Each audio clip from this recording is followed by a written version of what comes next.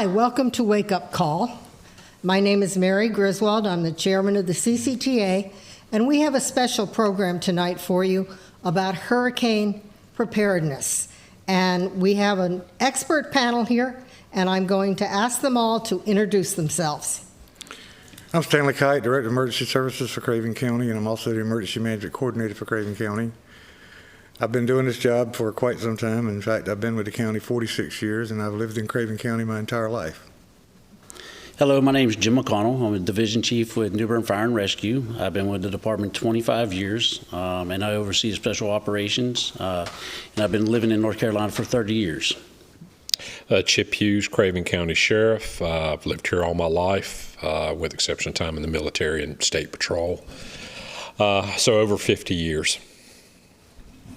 I am Patrick Gallagher. I am the Chief of Police for the City of New Bern, and I am the newest member of this group. I've been here roughly 2.5 years. Prior to that, I served on the Virginia Beach Police Department for 31 years, spending most of that 31 years in a leadership role, and have dealt with my share of hurricanes over that course of that time. Mm-hmm. My name is Damon King, pastor of New Beginnings Celebration here in New Bern, North Carolina. I've been in New Bern 8 years, North Carolina 50 years. Okay. I'm Bob Griswold. I'm normally the one that introduces us, but Mary started out this time. So where do we want to go from here, Mary? I'm going to start with Stan and ask you to give us kind of an overall view, just quick overall view of what the citizens need to do when they hear that a hurricane is on its way. Well, actually, they need to start before they hear there's one on the way. They need to start now doing a self-assessment of where they live and what their dangers are, and start making their own preparations and planning for themselves a kit and making decisions whether they're going to plan to stay in place or whether they're going to plan to evacuate, and be prepared. Don't wait until the storm is here to start making those decisions.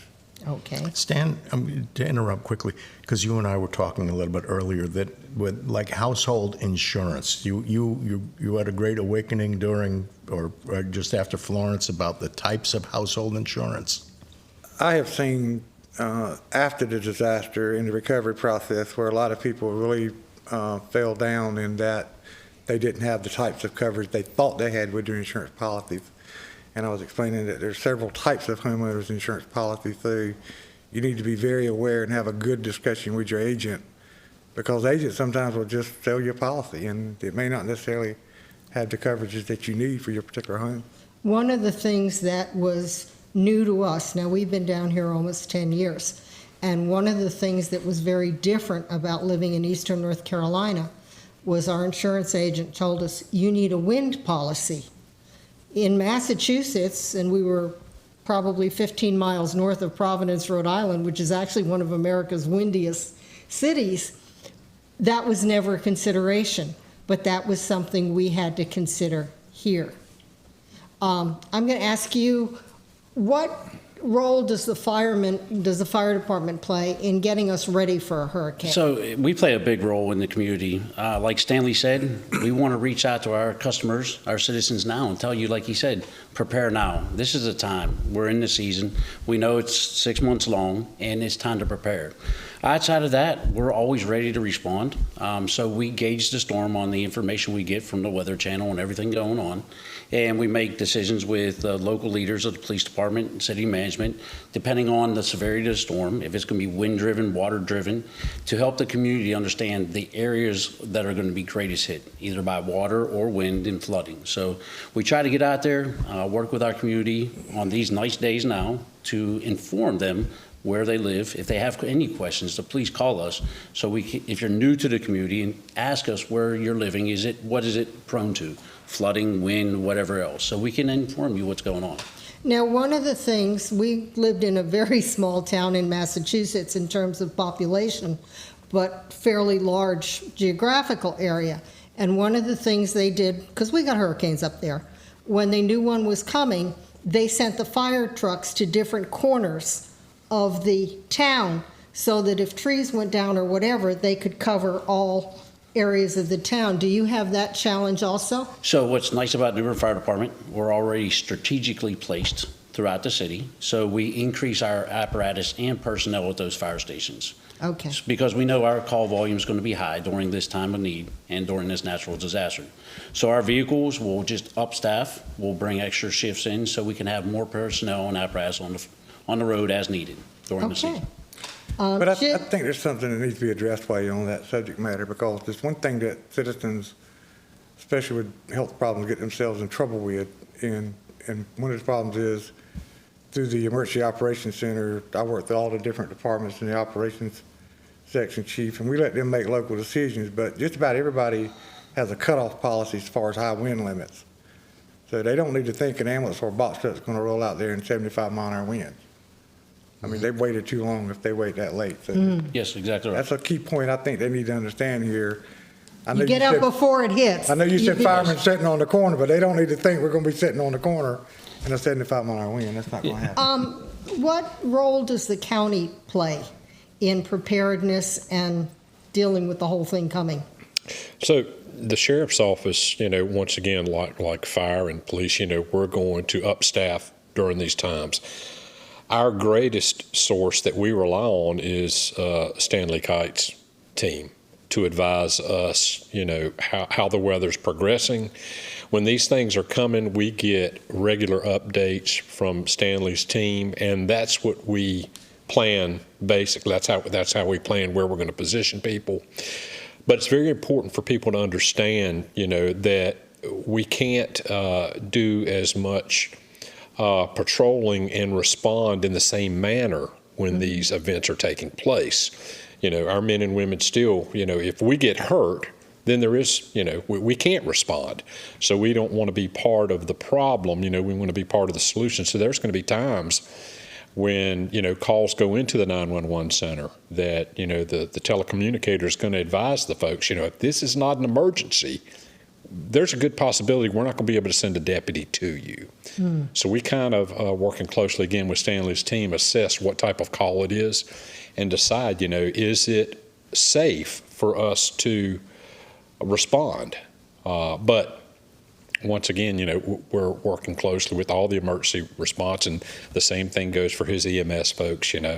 What might be emergency to you at the time is it really worth our folks getting out there and getting hurt when maybe it's a call that could be taken care of the next morning or once the storm passes? One of the oddities of a number of years ago, we were down in Topsail for hurricane preparedness, and we watched on the television, watched the hurricane coming at us. We did work our way out of there early, but we also found that the law enforcement came around to all the individuals that had come around to surf the greatest surf and said, you're going to sign this life release that says you are aware we're not coming after you. And it changed the minds of a number of those people that said once they knew nobody was coming after them at a certain level, we again need to be prepared for the realities. And, do we have a state of emergency? Has the governor declared a state of emergency? Has our chairman of the county board, declared the county a state of emergency? And, that's the case. A lot of times a curfew comes with that. And, really, if there's a curfew put in place, then a lot of times it's not safe for us to get out there and have to enforce a curfew. So we ask people to really adhere to that. It's not to limit someone's movement or restrict them from being able to go out. It's not safe to go out. And that's why we put those things along the same lines of road closings. The roads are closed, and inevitably someone is going to feel like they've got to drive down there. And it's closed for a reason, and usually it's because of moving water. One of the things that we learned with our experience with Topsail, we were down there on vacation, and the hurricane hit the day before, was going to hit, I think, a day or two before we were supposed to leave. And when we got the evacuation notice, there's no way I was going to stay on an island during a hurricane. I mean, I'm not stupid. And I called the airlines and said, we need to change our reservation. They said, oh, there's a $50 fee for that. And I said to the woman on the phone, you can deal with a relatively sane person who's getting out before the storm and is relatively calm, Or you can wait till after the storm's over and deal with the stark-raving nut, because I'm sure I will be by the time I ride that storm out. She waived the $50. Now, Chief, tell me about your role. So I am, to use an analogy, a player in an orchestra of resources. And in day-to-day operations in the police department or the sheriff's department or the fire department or emergency management, we do a daily function. But in an emergency operation like a hurricane, pre-hurricane preparation, hurricane, or post-hurricane, I am a resource to the overall operation. So our role would be dictated by situational awareness of the issues presenting itself at that moment in time.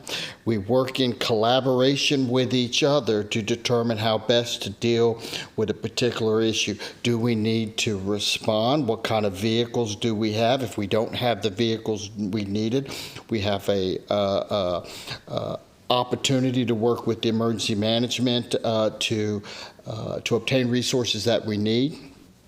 And so all hands on deck approach, but it is a coordinated all hands on deck approach to make sure that we're working smarter and in coordination with a larger purpose.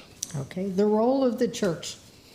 The role of the church, basically to pray for all of these guys and their departments and then make certain that they have contacts for every one of them. And then we move forward with putting together a list of items and things to do in the event while they wait for emergency rescue. Very good. Well, we're going to take a break to try to let you hear from our sponsors for a few minutes, and we'll be right back.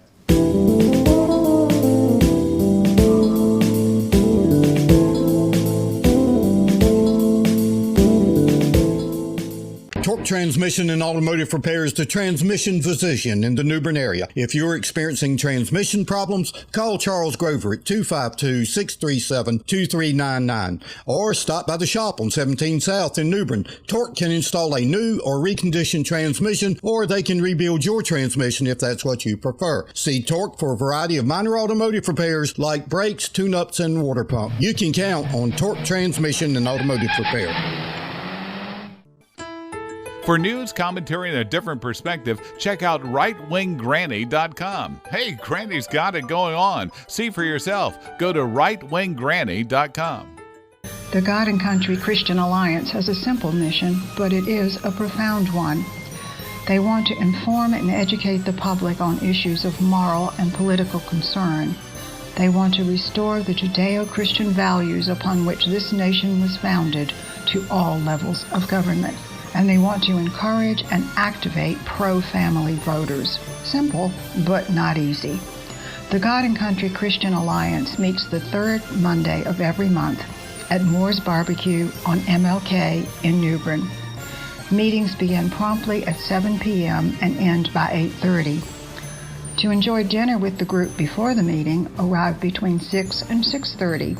Both the food and the company are good. Meetings include speakers and discussion, and their annual banquets are legendary. Join them on the third Monday of each month for a refreshingly candid view of the world and our place in it. Just who are these people doing this CCTA program? They're people like you, a photographer, someone that ran their own business, someone retired from the military. Just people in the community that love this country and have a desire to do their part to lower taxes and shrink government, to protect individual liberty, and to preserve the U.S. Constitution and free enterprise system. We welcome you to come out to a meeting. If you like what you see and hear, there's a place where you can contribute to the cause. To learn more, go to cctaxpayers.com. That's cctaxpayers.com. The group meets every third Tuesday at Stanley Hall Ballroom in downtown New Bern to enjoy a fantastic speaker and report on CCTA activities since the last meeting. If you've been disappointed with rising taxes and government intrusion, don't just complain. Join Coastal Carolina Taxpayers Association and make your voice heard. Thank you for listening to our sponsors. I would like to ask, during Hurricane Flo, which is the hurricane that we remember because we were here for it, what outside groups were the most helpful in dealing with the situation before, during, and possibly after the hurricane? I think I'd like to address the importance of how that works with the flow of making resource requests once we identify our shortfalls as far as what our capabilities are. We pass that information. For example, if the police chief says, hey, I need 50 more officers, the emergency management office passes that up to the Eastern Branch Emergency Management, then goes to the state EOC.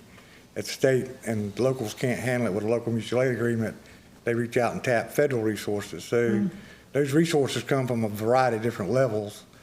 And one of the things that we use, quite frankly, is depending on where you're at. In the response mode, we use more swift water teams and high-rise vehicles, high clearance type vehicles that were a combination of federal, state, and local resources and some mutual aid companies. And of course, Chief McConnell can tell you the swift water teams were actually effectively the ones going in and taking people out of their floodwaters and bringing them out to areas of safety. And then we also had the animal rescue folks, and then we had, other supplemental support people to help carry on those missions. So it's a big combination of effort from all the above. It's not just one resource that really stands out to say one is greater than the other, because if you take one piece of that element out, it all fails. But you have access to resources beyond Oh, absolutely. your area that will come in and help. Absolutely. There's really a good process that's in place, when a state of emergency is declared. And, like Stanley was saying, our request is going to go through Stanley's office, who's going to make it through the state.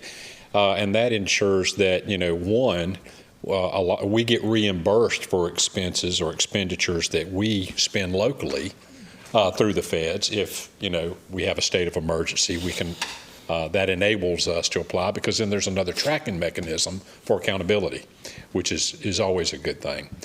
But his office and the state office knows where all of these resources are.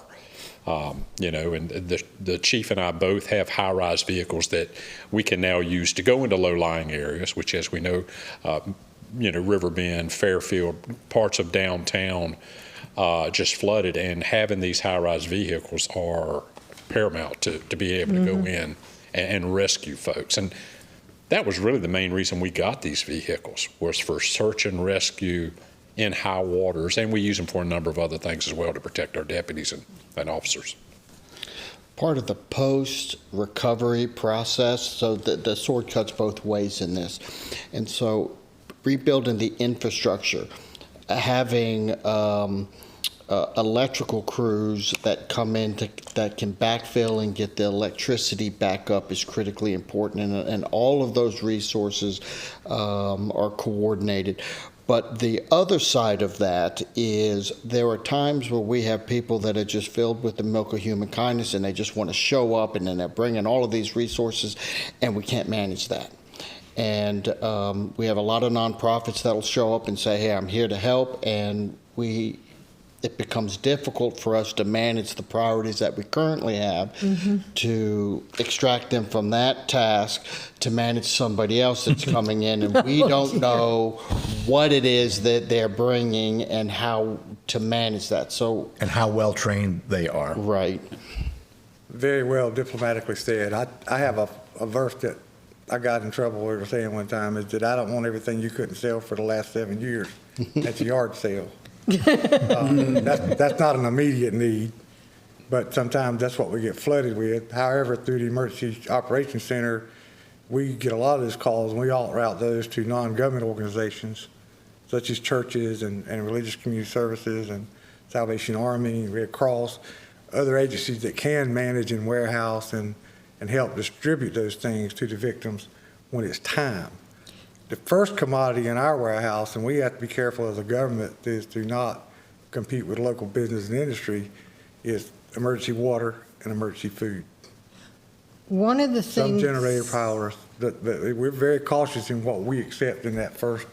one of the things that impressed me after Hurricane Flo was the fact that Samaritan's Purse and Operation Blessing were camped outside of New Bern, And as soon as it was clear, they came in and started distributing meals and taking down trees and putting tarps on houses and doing that sort of thing. But those are recognized charities that I think we can, that we kind of can work with. But But let me remind you, there was a lot of community organizations yes, that didn't have the advertisement or Oh, yes. banner, yes. but they were doing the same thing. I mean, there was a lot of Within our of community. people helping people in a real time of need. We saw that. One of our friends was a school teacher, and when he realized that he was not going to be in school, he put his chainsaw in his van and gathered some friends together, and they were clearing trees off, roads, whatever, to do what they could do to help their neighbors. But again, that creates special circumstances for these guys because we don't know who that guy is. All right, He's not registered, he's not As- through the UM program. and it is. And the other neighbors might say, who is this guy and what's he doing on my property? I mean, Yeah, that's There true. has to be a balancing act with those resources. So if they want to volunteer, they need to find out and go through the volunteer coordinator. Every municipality and every county government has a volunteer coordinator. Don't freelance. Yep. Freelancing causes a lot more legal issues and liability issues than most people want to confront. I think that's why we're here talking about Yeah. this. That What is freelancing what is the most important message that you would get out to people in the hurricane season? What's the priority message? To me, the priority message for everyone is to plan to survive the event. I mean, that's our optimum goal, is for everyone to survive the event. So therefore, I'm going back to my beginning, you got to make a personal assessment of what your threats are and how you're going to survive that event, whether it's shelter in place, whether it's evacuate either to one of the local public shelters. But I would just say, if you can financially afford to get west of the I-95 corridor, you might be inconvenienced, but your chances of survival are 99.9% higher than if you stay anywhere locally during a significant event. An odd one that we were talking about earlier today was for anybody that has the generator that wants to hook up the generator, a freestanding generator, into your house. Bad dude. And back plug through that and liven the wires up on the poles. Don't do that. Don't do that. Yeah, what's the fire department say Yeah, about so, that? I mean, we really got to look at those hazards because it does create another hazard for us. Once again, during these storms, a lot of people lose their electricity, and they have brilliant ideas of how they can power their house up with a generator, back feeding the house. The bad thing about it, if they don't turn off the main, that power leaves the house, hits the high lines, and it just increases it. And one of the biggest things we have during a storm is many trees down with many power lines, and you can't sometimes see them. They might be underwater, but they've just generated electricity. And as we know, water and electricity do not mix, and you don't know it's there. So it creates another hazard for us, even the rescuers and first responders, because we can't always see that. We try to protect our people the best we can. Sometimes we purposely ask the power company to turn the electricity off because we're going into areas that we know wires are down, and we want our people to operate safely. But if there's other people backfeeding the system accidentally, it could cause a bigger hazard for us as we're making our way into these areas or neighborhoods to make rescues. And a lot of people don't know, we coordinate with utilities to cut those main grids down because we have to look at prioritizing the infrastructure that needs to come back online first. I mean, if we don't have well stations and sewer stations back online, we've created a whole nother disaster.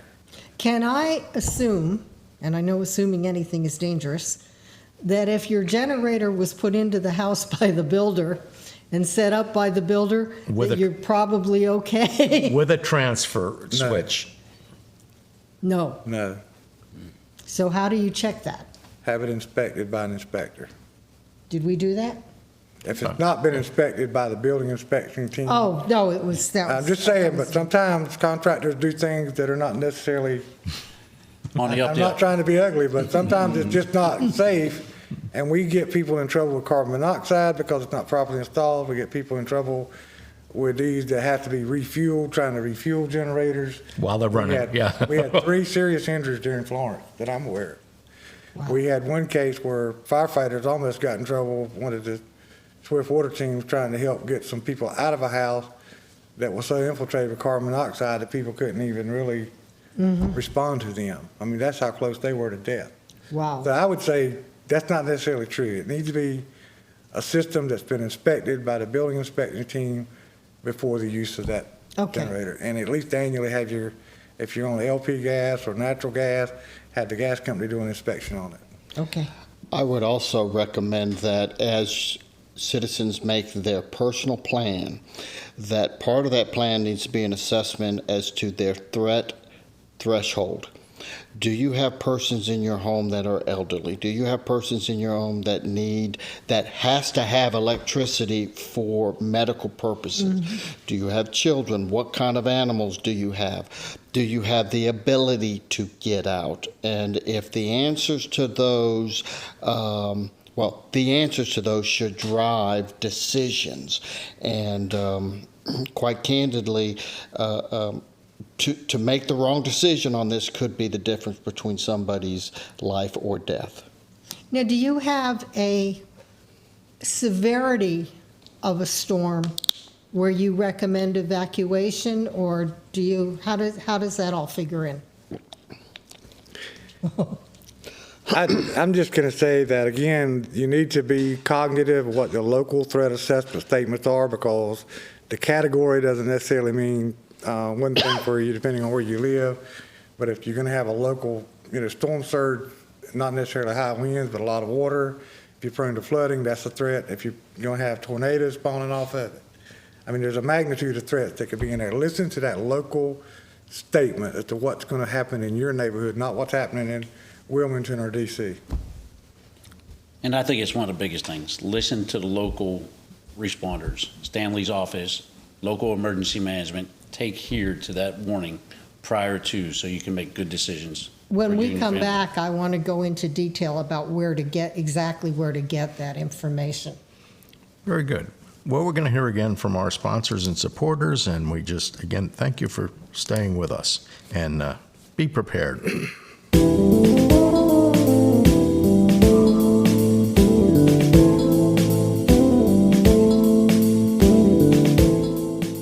At Professional Auto Service, keeping vehicles in top form and running well isn't just their business, it's the passion of folks who work there. If baling wire and duct tape is good enough, don't go near them. But if you take pride in your vehicle and reliability is important, go to 2215 Country Club Road in New Bern and let Professional Auto take care of your vehicle. You'll be pleased. That's Professional Auto Service, Country Club Road, New Bern. Moore's Old Time Barbecue is slow cooked and smoked over hickory in the tradition of the Moore's family for over 70 years. Moore's also serves fried chicken, cooked to order seafood, and homemade side dishes. Open 7 days a week in New Bern, Winterville, Morehead City, Swansboro, and Jacksonville. Moore's will cater and deliver anywhere you want your truly traditional barbecue and fixings delivered. And remember, if it's not Moore's, it's less.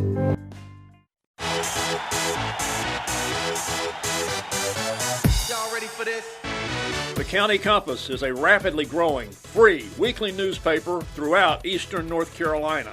At the County Compass, we believe small business is the future of our great nation. Many small business owners have discovered that an ad in the County Compass each week is the most effective, the most affordable way to reach thousands of readers from all walks of life. At the County Compass, we focus entirely on local and regional news, coverage of important issues that directly affect your life. At the County Compass, we love our readers and we love our advertisers. This Thursday and every Thursday at more than 750 distribution points throughout eastern North Carolina, pick up your free copy of the County Compass newspaper. Since 1952, the North Carolina Fisheries Association has been working to ensure access for fishermen and consumers to enjoy fresh local seafood. The North Carolina Fisheries Association is for fair, science-based fisheries management for commercial and recreational fishermen. If you agree with this philosophy, become a member. For more information, log on to ncfish.org. For fresh North Carolina seafood, there's no better place than B&J Seafood, Highway 70 East in New Bern.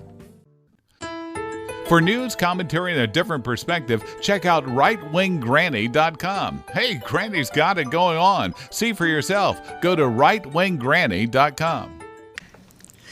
Welcome back. Mary, where do we want to go? I would like you to some of you to tell us the list of local resources where we can go to get specific information for our localities. I think one of the things you need to do is go to your, depending on where you live, and I'm sure some of your listeners are going to be living in different locations, but they need to go to that local government website and look for the emergency preparedness guidelines. But everybody in North Carolina can go to readync.org and find a lot of the basic information. The Red Cross has a lot of good information. Just about every life-saving organization that I'm aware of has some posting or some link. The NOAA, National Weather Service offices, offer a very good source of information. And, you know, I'm still a big advocate of the NOAA Weather Radio. A lot of people say, well, with today's technology, you don't need that. Well, today's technology can fail you as well. So sometimes that NOAA Weather Radio system is the only system we have to get out civil emergency messages, so far as information after you've been impacted. But in the beginning of planning, you need to do that shopping now, just like you do for Christmas. Don't wait until the storm comes. Go ahead and do your shopping now. Anyone else? Well, I think preparation is very big. You can look on different websites. The city of New Bern has a website. It talks about building your kit. If you're one of those individuals that is going to stay local and you're going to ride out the storm, there's a recommendation of supplies that we recommend that you have to have for 48 hours at least. Water, medications, pertinent information so that you can make it. And that Stanley has some information about that, but it's just about taking care of yourself and your neighbors for that first 48 hours, because we might not be able to get to you. There might be other severity of calls that we got to attend to. And it's about a neighbor helping a neighbor at that time and working with each other in your communities. One of the publications that I was just handed that looks very interesting is readync.org. And it has a list of things that you need. And the other thing is North Carolina Family Preparedness Guide.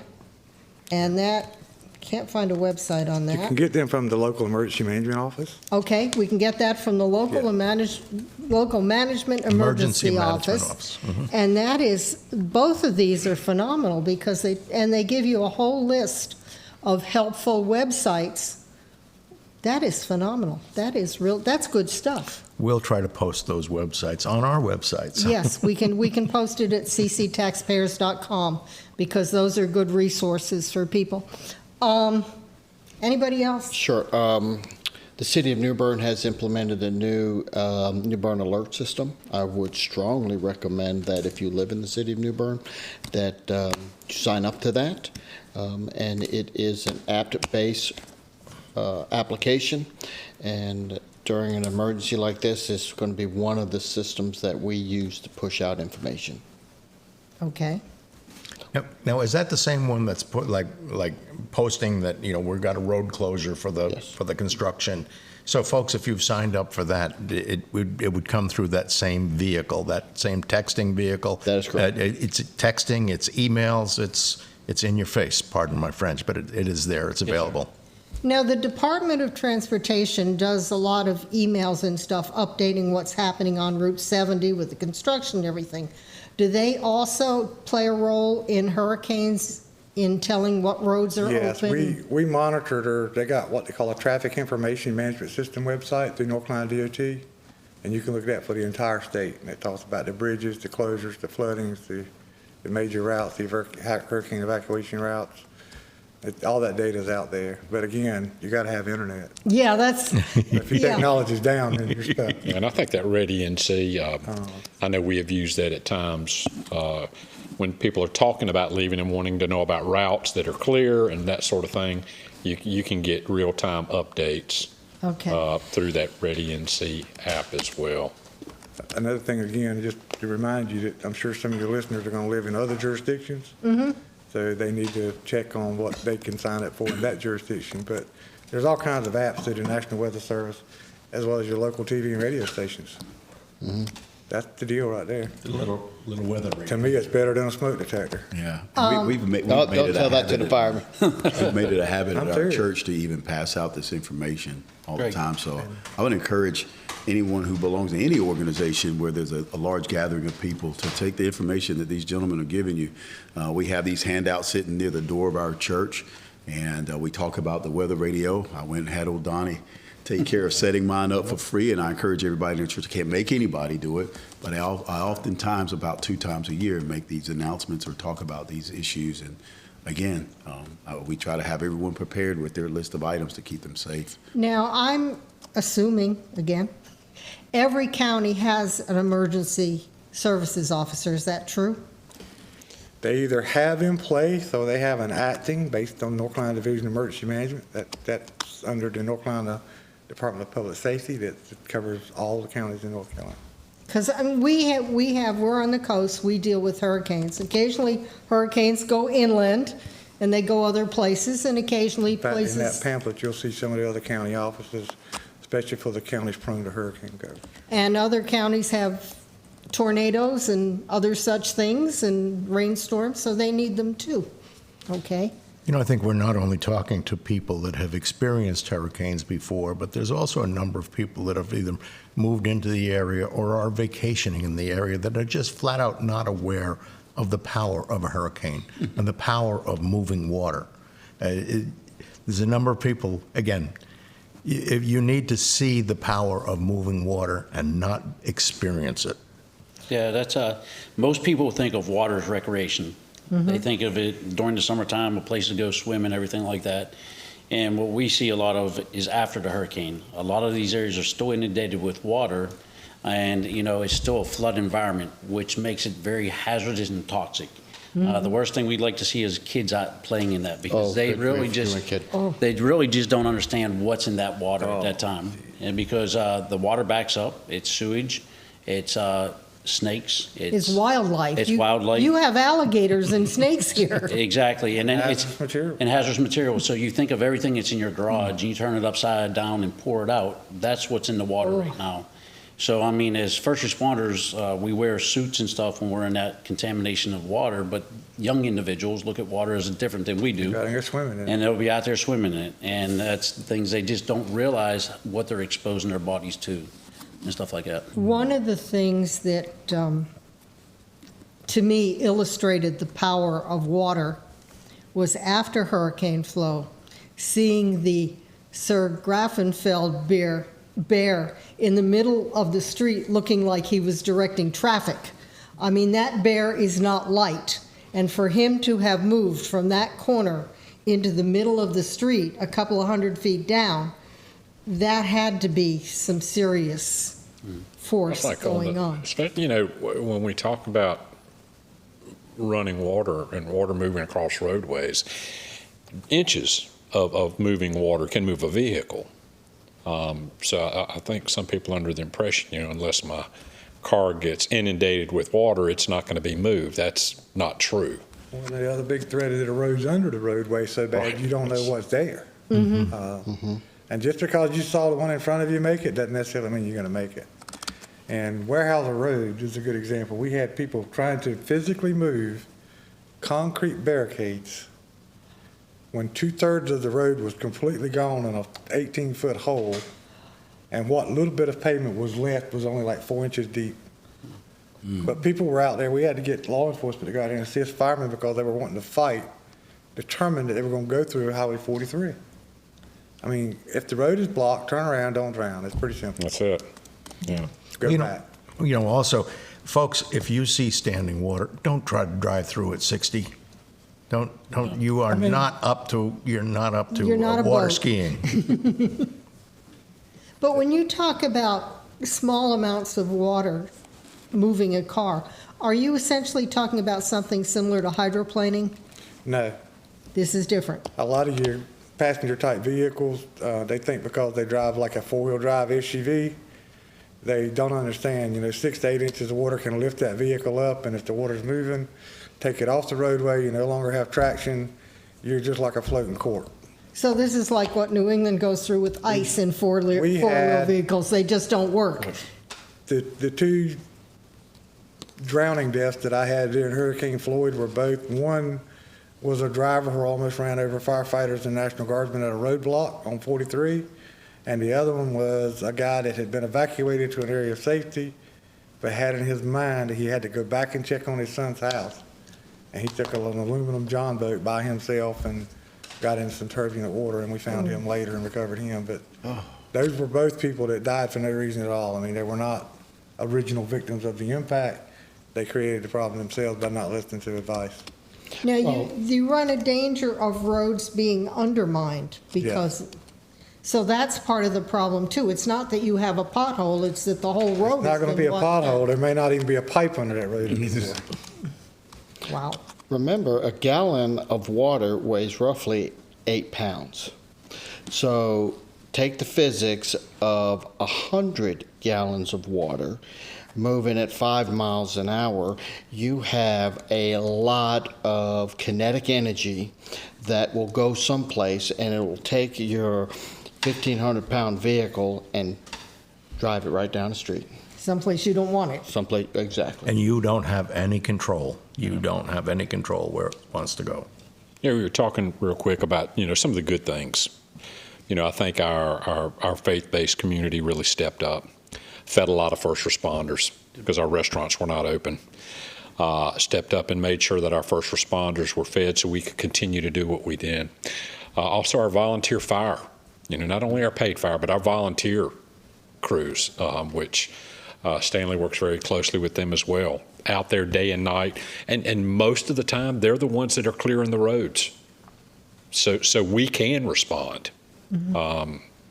So I think to have not said anything about what they do in our faith-based community, how they really stepped up and took care of us is just tremendous. So the National Guard also, we're talking about people that come here and they've left their families. And the firefighters, the EMTs, the law enforcement community are all leaving their families to service other families, and the amount of stress that goes along with that, and I can tell you that the appreciation that I, as a leader, and the sheriff and the fire chief, when we see our community rally around them, that's very heartwarming. I think that's quite a trait that we've seen in this community, having come down from New England. Folks, we're going to again hear from our sponsors, and thank you for staying with us.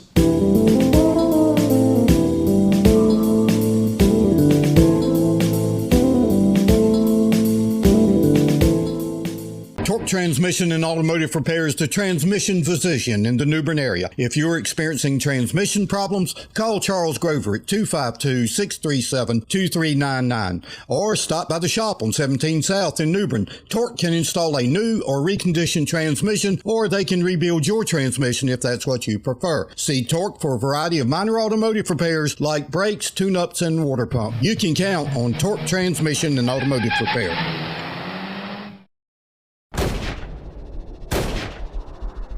Hey folks, here's a tip. When you think firearms and ammo, think East 70 Palm.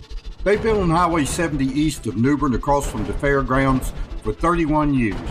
Drew Preston and his staff know firearms. Gun sales have tripled in under a year, and women shooters are the fastest growing part of their business. Their great inventory, over 300 guns in stock, changes daily. And if you want something they don't have, they'll look for it.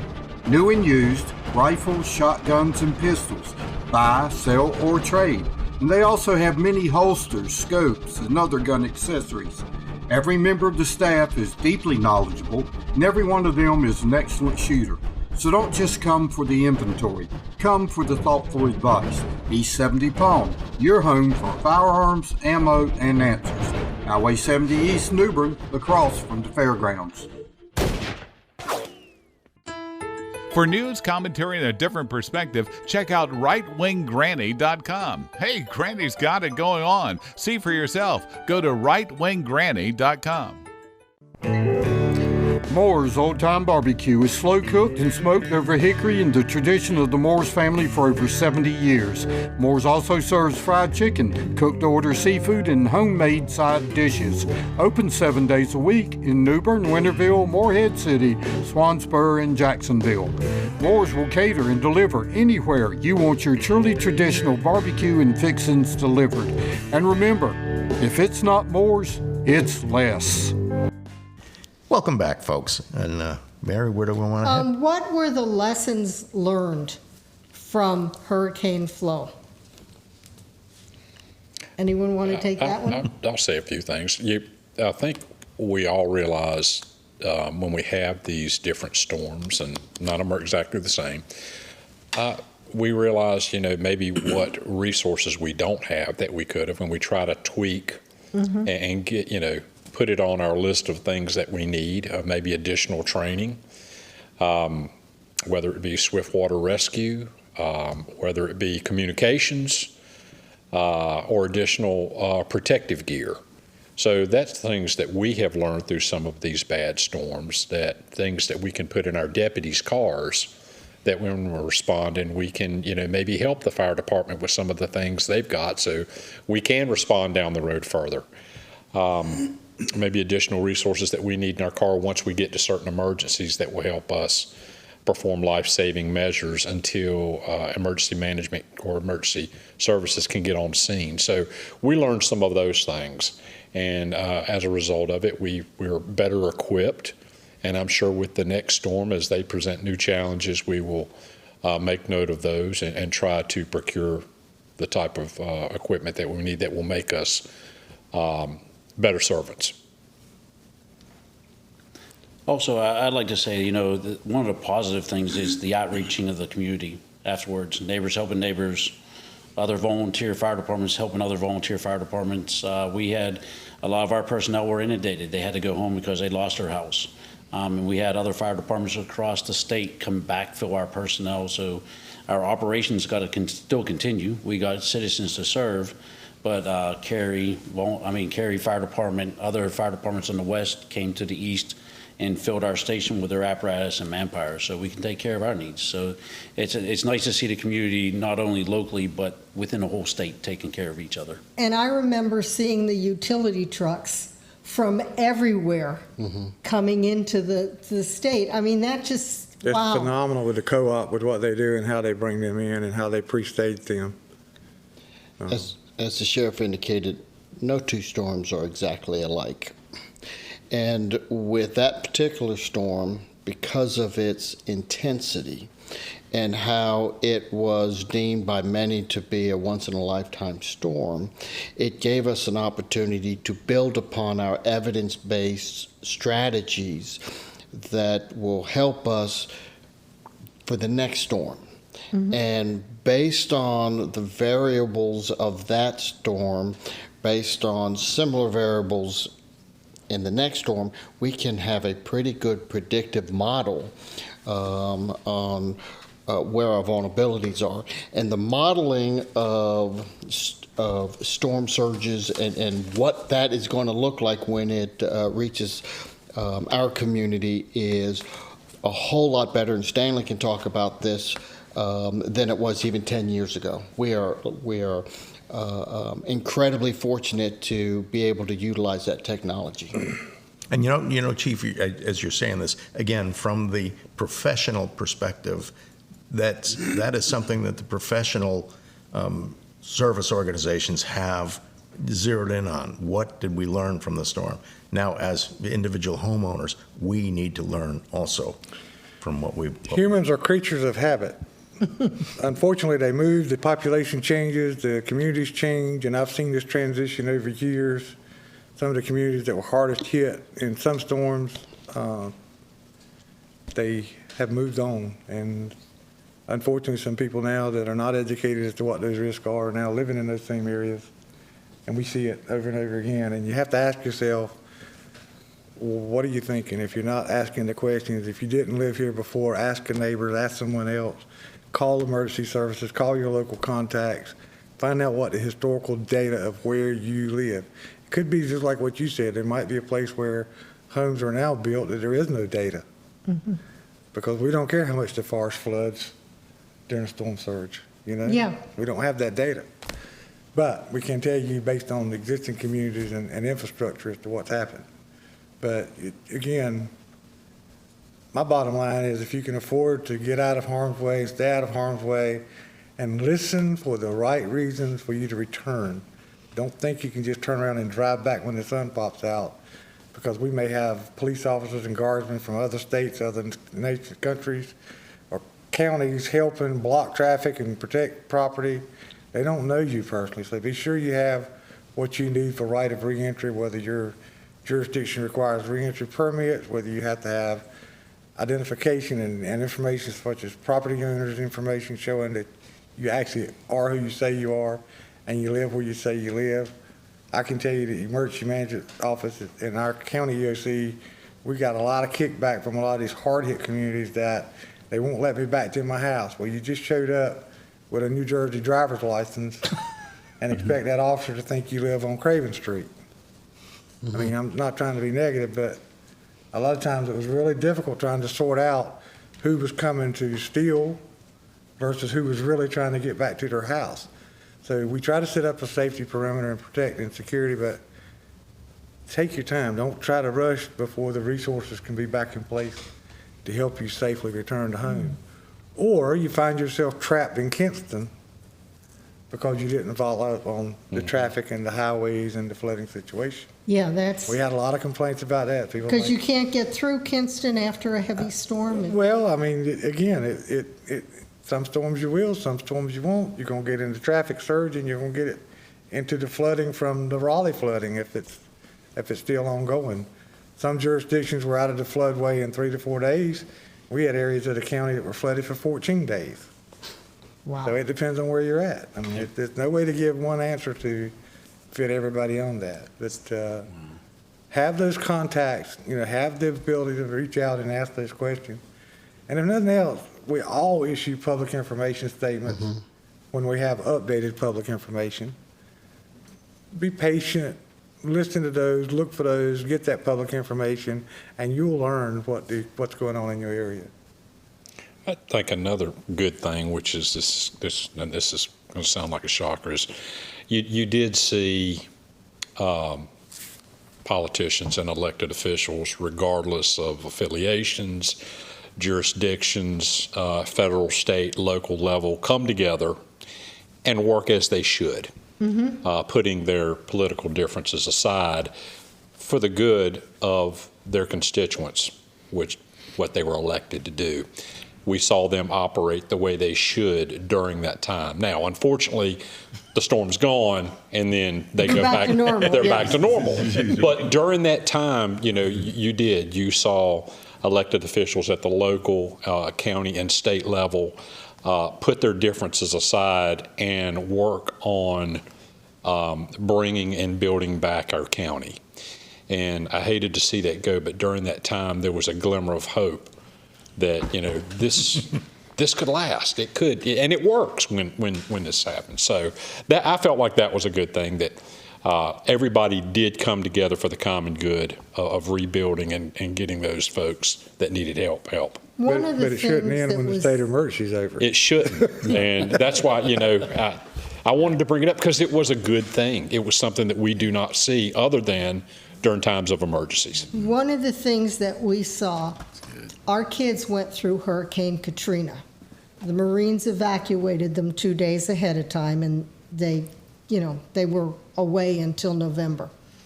But the city of New Bern came together in a way that was absolutely amazing, because we had watched what happened in New Orleans after Katrina. And there is a special community spirit thing going on in New Bern. I don't know where, I'd love to blame all of your leadership for it. I really would.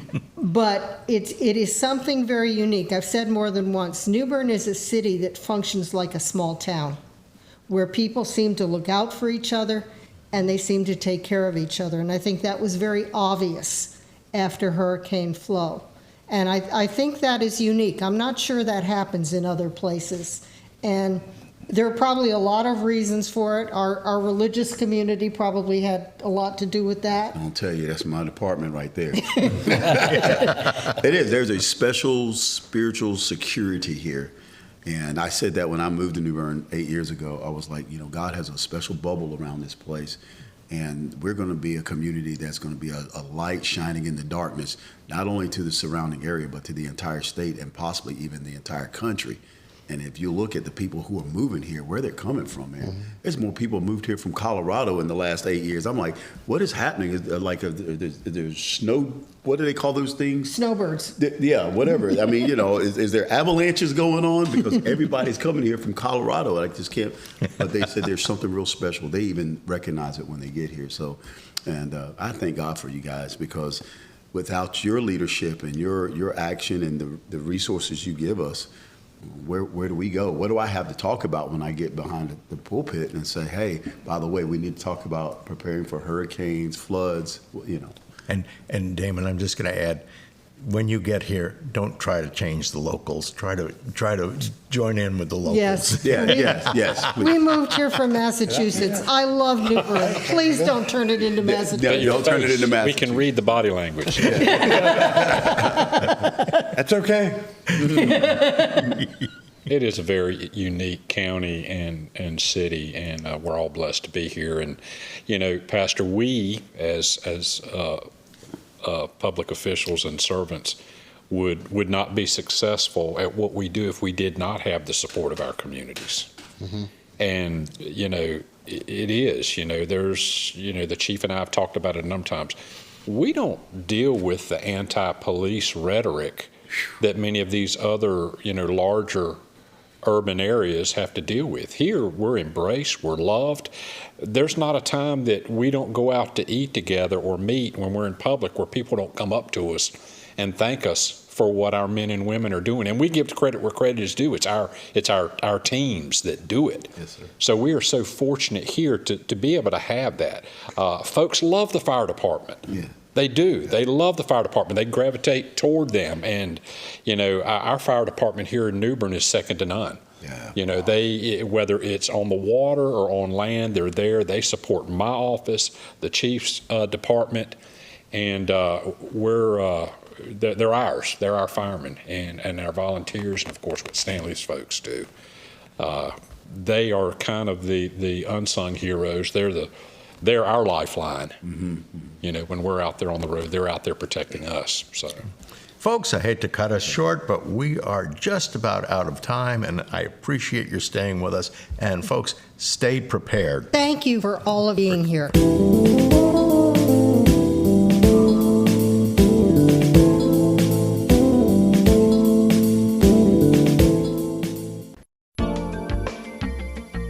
People who learn to do something well and do it often get very good at it. Dr. Jay Singleton and his staff spend a lot of time removing cataracts, and they are good at it. Dr. Singleton has been doing a high volume of these procedures for 15 years.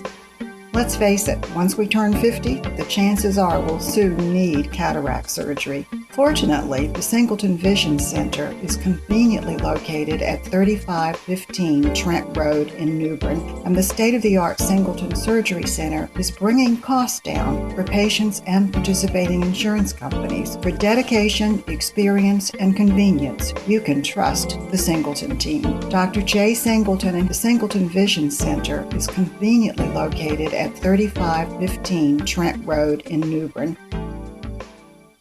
Since 1952, the North Carolina Fisheries Association has been working to ensure access for fishermen and consumers to enjoy fresh local seafood. The North Carolina Fisheries Association is for fair, science-based fisheries management for commercial and recreational fishermen. If you agree with this philosophy, become a member. For more information, log on to ncfish.org. For fresh North Carolina seafood, there's no better place than B&J Seafood, Highway 70 East in New Bern. For news, commentary, and a different perspective, check out rightwinggranny.com. Hey, Granny's got it going on. See for yourself. Go to rightwinggranny.com. At Professional Auto Service, keeping vehicles in top form and running well isn't just their business, it's the passion of folks who work there. If baling wire and duct tape is good enough, don't go near them. But if you take pride in your vehicle and reliability is important, go to 2215 Country Club Road in New Bern and let Professional Auto take care of your vehicle. You'll be pleased. That's Professional Auto Service, Country Club Road, New Bern.